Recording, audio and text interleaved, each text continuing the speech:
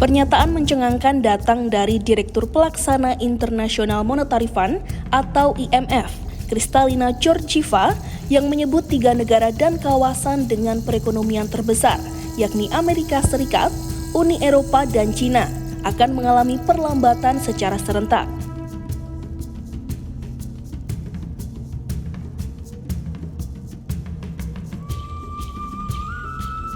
Bahkan IMF juga memprediksi hampir separuh perekonomian dunia akan mengalami resesi pada tahun 2023 ini. Lalu siapa ya IMF ini? Bagaimana mereka bisa memprediksi ekonomi dunia yang akan terjadi selanjutnya? IMF merupakan singkatan dari International Monetary Fund atau dalam bahasa Indonesia diartikan sebagai Dana Moneter Internasional.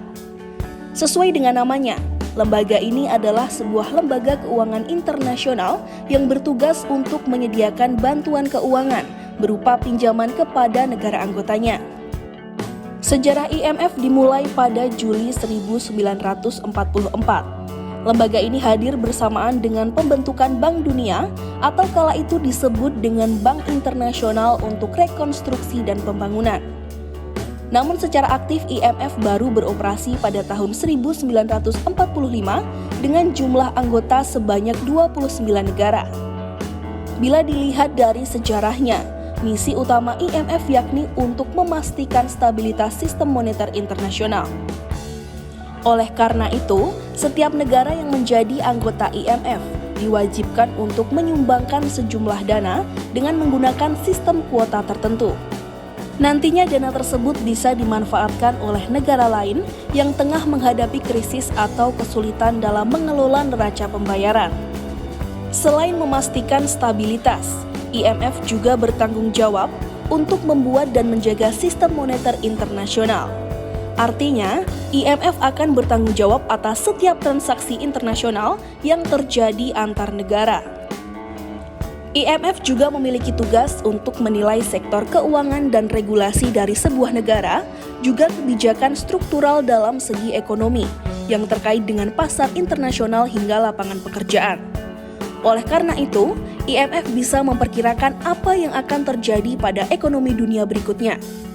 Pastinya prediksi tersebut sudah sesuai dengan data pasar yang ada serta neraca ekonomi di setiap anggotanya.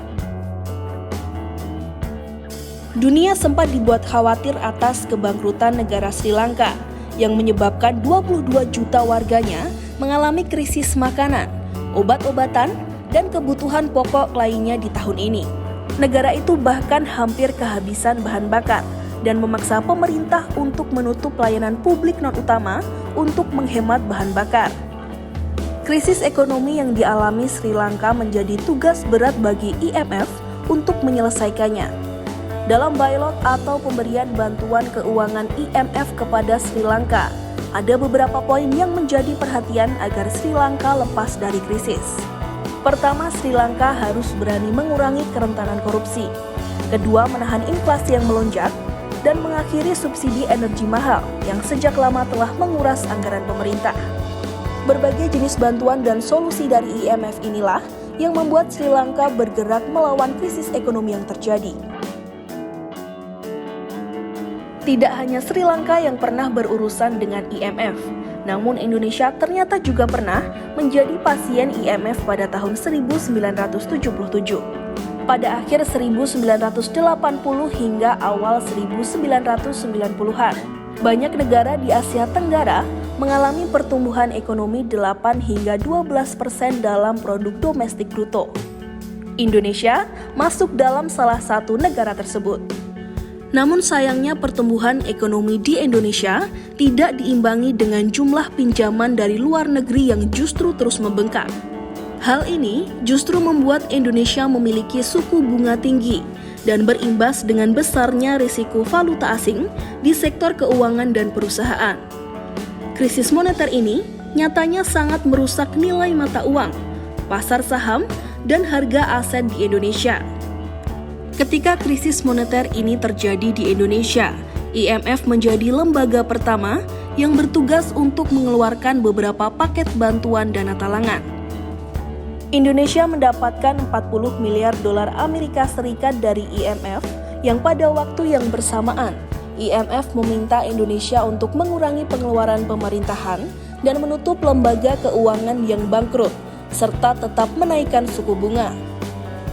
Alhasil antara 1998 hingga 1999, terjadi pemulihan dari krisis moneter yang berlangsung sangat cepat dan membuat kekhawatiran dunia pun mereda.